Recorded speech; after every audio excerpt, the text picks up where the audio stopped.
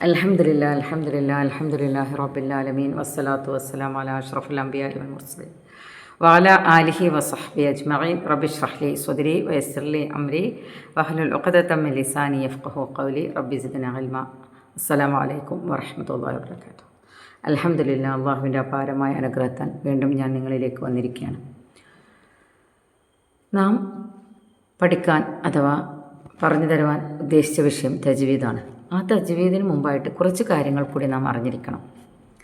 എന്താണ് പരിശുദ്ധ ഖുർആൻ? പരിശുദ്ധ ഖുർആൻ എന്താകുന്നു? ഹുവ കലാമുല്ലാഹി തആല അൽ മുഅ്ജിസു അൽ മുനസ്സില അലാ ഖാതിമുൽ അംബിയാഇ വൽ മുർസലീന സയ്യിദിന മുഹമ്മദ് സല്ലല്ലാഹു അലൈഹി വസല്ലമ ബിവാസിതത്തി അമീനിൽ വഹീ ജിബ്രീൽ അലൈഹിസ്സലാത്തു വസ്സലാം അൽ മൻഖൂല ഇലൈന ബിത്തവാത്തുർ അൽ മുതഅബ്ബദു ബിതിലാവതിഹി അൽ മബ്ദൂഉ ബിസൂറത്തിൽ ഫാത്തിഹ വൽ മുഖ്തതമു ബിസൂറത്തിൻ നാസ്. ഖുർആൻ അള്ളാഹുവിൻ്റെ കലാമാണ്. മുഹമ്മദ് നബി സല്ലല്ലാഹു അലൈഹി വസല്ലമയുടെ മേൽ ഇറക്കപ്പെട്ടതാണത്. അതിലെ വാക്കുകൾ അത്ഭുതകരമാണ്.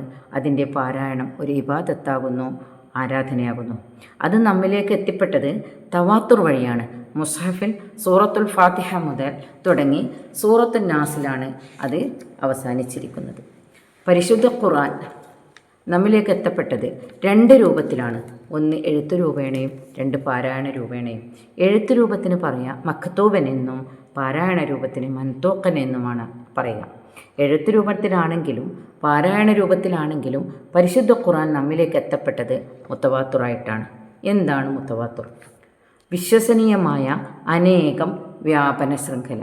ഖുർആനിൻ്റെ അറിവ് നമ്മിലേക്ക് എത്തപ്പെട്ട എല്ലാ ഘട്ടങ്ങളിലും കളവിൻ്റെ മേൽ ഒരുമിച്ച് കൂടാത്ത ധാരാളം ആളുകളാണ് മുത്തവാത്തുർ ആയി നമ്മിലേക്ക് എത്തപ്പെട്ടത് എന്നതുകൊണ്ട് ഉദ്ദേശിക്കുന്നത്.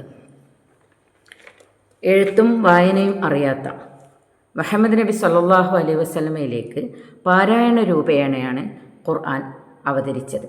ഓരോ തവണ ഖുർആൻ ഇറങ്ങുമ്പോഴും സഹാബാക്കളിലേക്ക് പ്രവാചക സല്ലല്ലാഹു അലൈഹി വസല്ലമ വരികയും അവർക്ക് പാരായണം ചെയ്തു കൊടുക്കുകയും വഹി എഴുത്തുകാരോട് അവ രേഖപ്പെടുത്തി വെക്കുവാൻ ആവശ്യപ്പെടുകയും ചെയ്തിരുന്നു.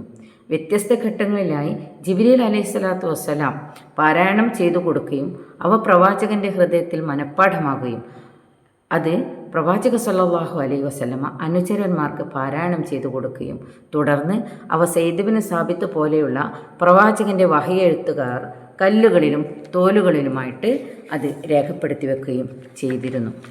അങ്ങനെ 23 വർഷക്കാലം കൊണ്ട് അവതരിച്ച ഈ പരിശുദ്ധ ഖുർആൻ, അല്ലാഹു സുബ്ഹാനഹു വ തആല അവതരിപ്പിച്ചു കൊടുത്ത ഈ പരിശുദ്ധ ഖുർആൻ കൃത്യമായി പ്രവാചക സല്ലല്ലാഹു അലൈഹി വസല്ലമയുടെ കാലഘട്ടത്തിൽ തന്നെ രേഖപ്പെടുത്തപ്പെട്ട പ്രവാചക സല്ലല്ലാഹു അലൈഹി വസല്ലമ കാലഘട്ടത്തിൽ തന്നെ രേഖപ്പെടുത്തി വെക്കപ്പെട്ടിരുന്നു. അങ്ങനെ പരിശുദ്ധ ഖുർആൻ ധാരാളം സ്വഹാബകൾ മനഃപ്പാഠമാക്കുകയും അതിൻ്റെ ആധികാരികത പ്രവാചക സല്ലല്ലാഹു അലൈഹി വസല്ലമയിൽ നിന്ന് ഉറപ്പുവരുത്തി മറ്റുള്ളവരിലേക്ക് എത്തിച്ചു കൊടുക്കുകയും ചെയ്തിരുന്നു.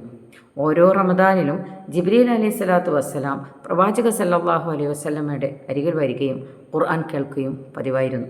പ്രവാചകൻ്റെ അവസാന വർഷത്തിൽ ഖുർആൻ കേട്ട് പരിശോധിക്കാൻ 2 തവണ വന്നിരുന്നു.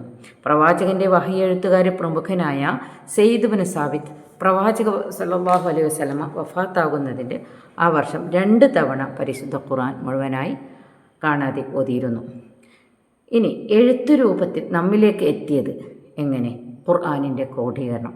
ഓരോ തവണ ഖുർആൻ ഇറങ്ങുമ്പോഴും സഹാബാക്കളിലേക്ക് പ്രവാചക സല്ലല്ലാഹു അലൈഹി വസല്ലമ വരികയും അവർക്ക് പാരായണം ചെയ്തു കൊടുക്കുകയും വഹി എഴുത്തുകാരോട് എഴുതി രേഖപ്പെടുത്തുവാൻ ആവശ്യപ്പെടുകയും ചെയ്തിരുന്നല്ലോ.